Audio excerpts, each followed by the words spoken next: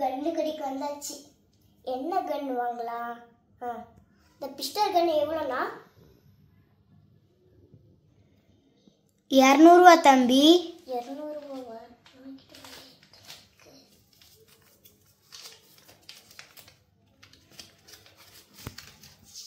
இந்தாங்கண்ணா.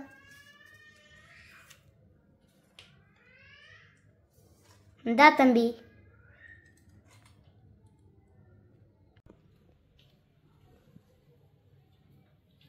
அண்ணா புல்லட்டை மறந்துட்டுண்ணா.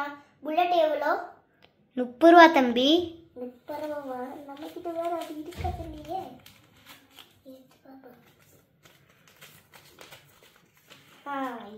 இந்தாங்கண்ணா. Okay தம்பி. இந்தா தம்பி புல்லட்டு. தேங்க்ஸ்ண்ணா. பாய்ண்ணா.